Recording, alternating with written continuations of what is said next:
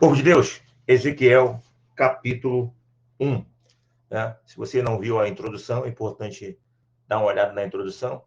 Tem informações importantes lá sobre o livro de Ezequiel. Aqui começamos o difícil livro, né? Assim como em muitas partes de Daniel, Zacarias. Ezequiel tem muita profecia, tem escatologia. É um livro que a gente vai dar uma pincelada aí, que, como eu tenho dito, é um livro a nível de faculdade, e né, nós estamos ainda nos formando no ensino fundamental, para depois fazer o ensino médio, e só assim chegar no começo do estudo da faculdade, ainda nos primeiros meses da faculdade. Então, estamos longe. É um nível muito alto, mas podemos sempre aprender alguma coisa, tirar alguma coisa desses livros mais difíceis, né? Que requer um pouco mais de estudo, mas sempre aprendemos alguma coisa. Você já sabe, a introdução já foi falado sobre isso. Ezequiel, Daniel, o povo de Judá estão em cativeiro babilônico por determinação de Deus, por tendo a consequência de pecado, e vão ficar lá 70 anos. No outro capítulo, não sei se foi o último agora, não, o último foi a introdução, mas nós falamos lá em Jeremias, né? E Jeremias não, Lamentações de Jeremias, que há uma parte lá que eles reclamam que estão trabalhando muito, estão muito cansados, né? Não aguentam mais, estão sendo explorados pela Babilônia. Ué, mas vocês, quando estavam lá na liberdade, vocês tinham que descansar no sábado e vocês não descansavam, trabalhavam direto. Você tinha que descansar no ano sabático, ficar um ano descansando, e vocês não quisiam descansar. Vocês queriam trabalhar, vocês não gostam de trabalho? Agora está reclamando de muito trabalho? Deus sempre quis dar um descanso a vocês, e vocês sempre rejeitaram o descanso. E agora estão reclamando do, do muito trabalho. O ser humano é isso, né? Então, estão na Babilônia, vão passar 70 anos. E Daniel, Ezequiel, né, e outros estão ali por consequência. Por consequência, porque não há relato de que eles estão no grupo das pessoas que se desviaram. Houve um pecado generalizado, né? Quase que todo mundo, praticamente. E não dá nem para pensar nos 7 mil, né? Como aconteceu lá nos 7 mil que não se dobraram a Baal. Eu acho que pensar naquele contexto lá em 7 mil é muita coisa. Foram poucos os que permaneceram firmes. Então, nós vamos aqui o Ezequiel e depois vamos chegar lá no Daniel. Ezequiel foi levado, acho que foi na segunda leva. Eu falei na introdução, mas esqueci agora. Daniel foi levado na primeira leva e Ezequiel na segunda leva, se não me engano. Ou vice-versa. Está lá e começa a ter visão. Nós falamos lá na introdução que o versículo 1, quando fala do 30º ano, pode ser que seja uma referência à idade de Ezequiel, que era filho de um sacerdote, e possivelmente, por ser filho de sacerdote, possivelmente, os indícios maiores é que ele também era sacerdote. E a idade de 30 anos é a idade, justamente, do início do trabalho sacerdotal, que era o mínimo 30 anos. Aí uma previsão, um estudo que Jesus morreu aos 33 anos, não é isso? Com 3 anos de ministério. Logo, ele começou o seu ministério sacerdotal aos 30 anos. Isso aí é uma das informações que temos de conjecturas sobre Cristo, sobre a idade de Cristo e os 3 anos dele de ministério. Apenas 3 anos. Então, ele estava lá no cativeiro, como diz lá, possivelmente 30 anos, né?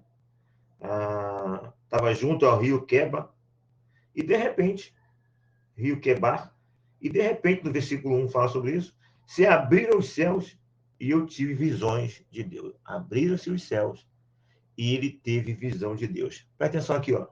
Preso, limitado e tendo visão. Percebe?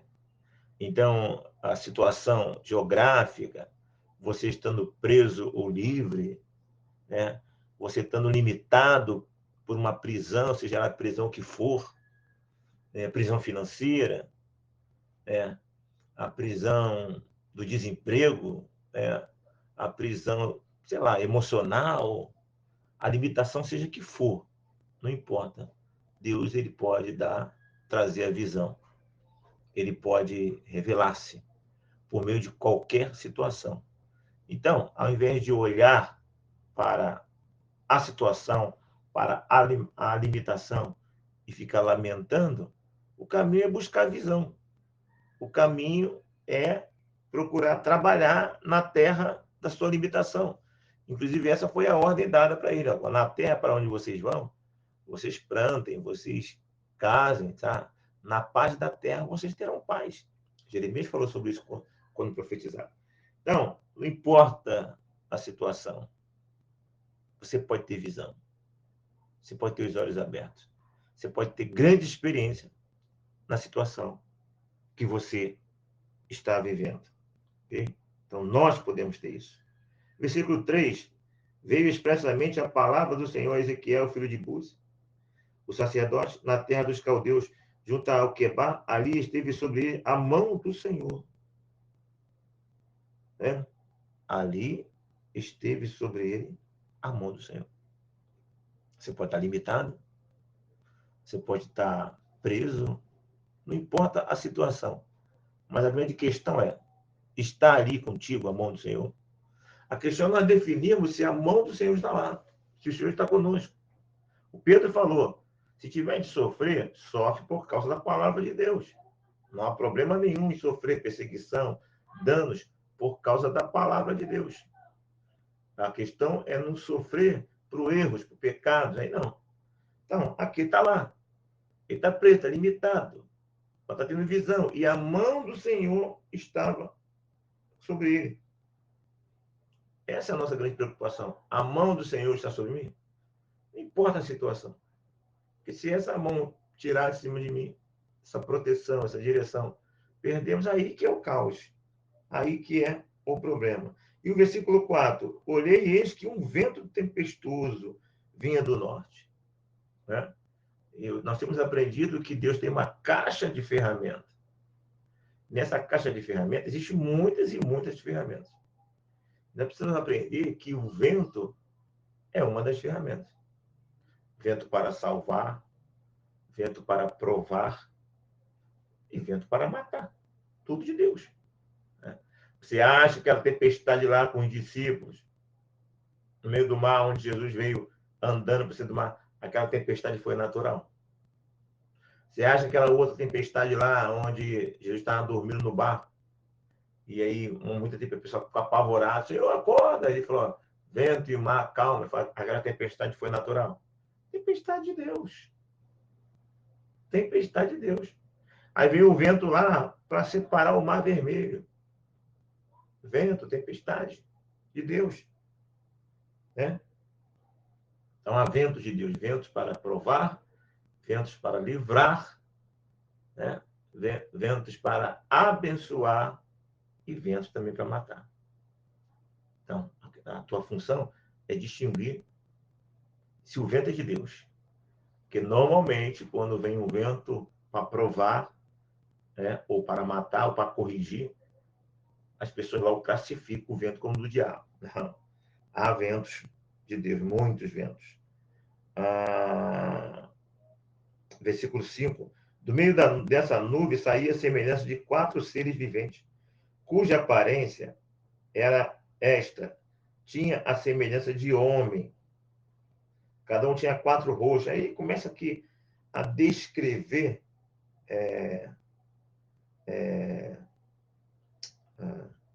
a realidade da visão que ele está tendo. Aí olha aqui o versículo, aí depois de várias descrições, olha aqui o versículo 10, o destaque. A forma de seus rostos era como de homem. À direita, os 4 tinham rosto de leão. À esquerda, rosto de boi. E também rosto de águia. Todos os 4. Agora você imagina um artista, vai, desenha aí essas narrativas aqui. Aí acabou de desenhar tudo que está aqui. Você pega aquele desenho e vai no centro da cidade e fala assim, olha lá, aqui, olha esse desenho aqui. Isso aqui te faz lembrar o quê? O que é isso aqui para você? A maioria fala demônio. Aí você é um bicho. Aí você é demônio, está amarrado, está repreendido. Por quê? Porque está interpretando o desenho de acordo com a sua cultura, com aquilo que foi ensinado. Então, o meu olhar, certamente, ele é um olhar viciado pela minha cultura. Então, eu tenho que estar tomando cuidado para eu saber distinguir, saber ter o conhecimento, o entendimento, e que a forma como eu olho, ela já é pré-determinada, estimulada, educada, para eu ver de uma maneira. Porque eu vivo um contexto cultural. Só que Deus, ele é acultural.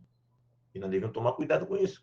Porque a tendência natural do ser humano é colocar Deus dentro de uma realidade cultural. Colocar Deus dentro de uma realidade cultural, um Deus que é acultural. Então, eu preciso ter esse entendimento transcultural, né? Para que eu possa ter entendimento correto e, muitas vezes, não classificar aquilo que é de Deus como do diabo. Volta e meia, nós vemos os vídeos aí na internet, né? E alguns cultos, né? E tem muita bagunça aí mesmo. Eu fico imaginando que tem muito demônio aí fazendo festa. Mas será que tudo é demônio?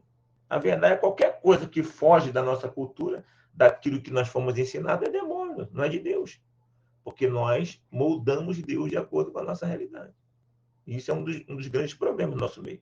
Um dos grandes desafios nossos, como eu sempre digo, é não moldar Deus. É não colocar Deus dentro da nossa caixinha, dentro da nossa cultura. Então, você vê aqui algo assim terrível. A descrição aqui dentro da nossa cultura é a descrição de um monstro. E certamente, se esse exercício que eu falei fosse feito na igreja, eu não tenho a dúvida que as pessoas falariam que são demônios, né? Porque são descrições horríveis.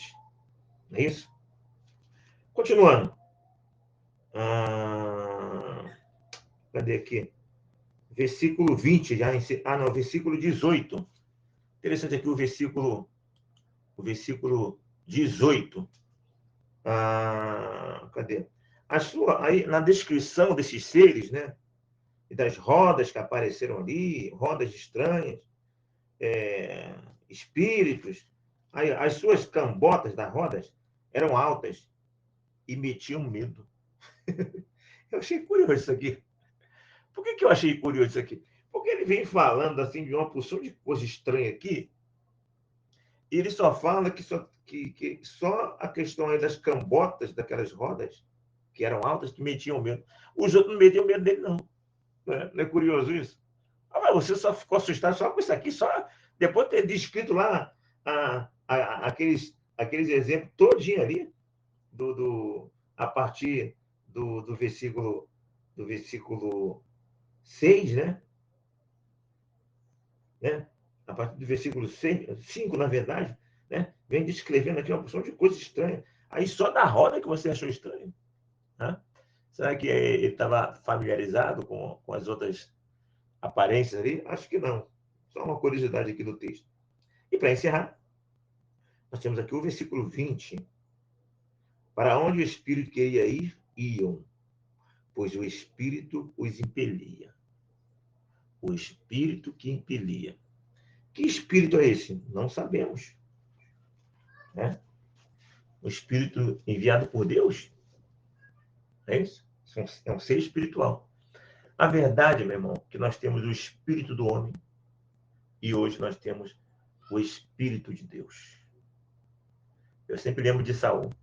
Saul, quando o Espírito Santo tomar posse de você, ele te fará um novo homem. Ou seja, o Espírito vai impelir, vai mover. Há também o espírito natural do ser humano que o impele. Aquele espírito que é confiante, sabe? Que não fica lamentando as situações, que não fica naquele congelamento emocional de criança. Inclusive, eu acabei de gravar uma matéria sobre isso, uma aula sobre isso, né? Sobre congelamento emocional. Nós, quando éramos criança, a gente tinha uma mania de conseguir as coisas pela manha, né? Pela manha. Chorar fazia manha, aí conseguia as coisas. Isso, de uma maneira, ficou registrado em nosso inconsciente. E quando adulto, muitas vezes nós acabamos tendo a postura de criança. Está diante de uma situação, de uma dor, de uma enfermidade. Já viu uma pessoa quando tá enferma? Por exemplo, ela está com dor de dente. Não estou falando aquela dor de dente assim. Não pode ser dor de dente forte, mas não tão forte assim. Ela está com uma enfermidade e fala assim: pega ali para mim um remédio. Por que ela não fala assim, ó? Pega ali, por favor. Tá doendo aqui, ó. Pega um remédio para mim que me passar, que tá doendo pra caramba. Caramba. Rapaz, tô com dor de cabeça fortão. Vou tomar um remédio, tá complicado, cara. É assim que devia ser, né?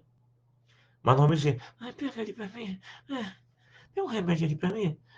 O homem e a mulher é assim, né? Ou seja, olha a diferença de um espírito impelido para enfrentar.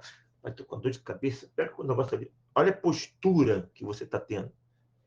Você tá aceitando uma realidade, você está vendo uma realidade, e você está postando o que tem que fazer, tem que tomar um remédio. Pega um remédio para mim, que eu tenho que pegar um remédio. Estou com dor de cabeça aqui. Ou vou fazer, cara, vou no médico aqui, eu não estou aguentando essa dor, não, cara. Essa dor está complicada, cara. Então, por favor, me leva no médico. Entendeu? A maneira como você se posiciona já faz muita diferença. Espírito que impede, você olha o problema e você encara o problema. Eu sempre dou o exemplo do gato. Na aula que eu produzi aqui, eu falei sobre o gato. O gato está andando lá, está pensando na vida. Daqui a pouco, do nada, ele se depara com um cachorro. Do nada, ele se depara com um cachorro. Eita, tá tocando aqui. Aí, ele se depara com o cachorro. Ora, quando ele se depara com o cachorro, o que ele faz? O cachorro, ele vê que é uma luta complicada. Ele arma uma briga na hora, filho. Ele diz, por favor, cachorro, não faz comigo, não.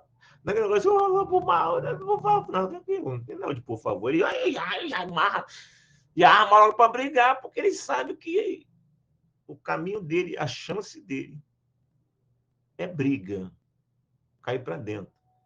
Porque se ele se mostrar fraco, como diz aquele texto lá, né? Se te mostrar fraco no dia da angústia, a tua força será pequena. O gato, ele é um gato cristão, rapaz, na minha história. Nessa minha comparação, o gato é crente, ele lê Bíblia. Ele arma-se e vem. Então, ele está na desvantagem ali, mas ele sabe que pode vencer. Ou, no mínimo, fugir. Mas, para isso, ele precisa encarar o problema. Então, espírito disso, o espírito que morre para tu encarar a realidade da vida. O espírito que te move para fazer as coisas de Deus. É esse espírito que nós devemos buscar em Deus. A minha oração, de acordo com a palavra, é que ele gere em nós esse espírito de se mover para agir. E que o Espírito, estou falando do espírito humano, né? E, acima de tudo, que o Espírito Santo, que é o Espírito de Deus, que habita em nós, que muitas vezes fica apagado em nós, que esse Espírito Santo venha nos impelir a agir nessa direção, né? Para vencermos as barreiras, as dificuldades, realizarmos os projetos que Deus tem para cada um de nós, os projetos em nossa vida. Ok? Aí está, capítulo 1 de Ezequiel, se assim Deus permitir, continuaremos nos demais capítulos. Não esqueça, é de fundamental importância você ajudar esse trabalho, se inscrevendo, né, dando seu like, fazendo um comentário, se assim você desejar. É rápido. Aqui embaixo tem a palavra inscrever. Você faz isso em 10 segundos no máximo. Aqui, Pastor Renê, pense em todas essas coisas e que Deus nos abençoe.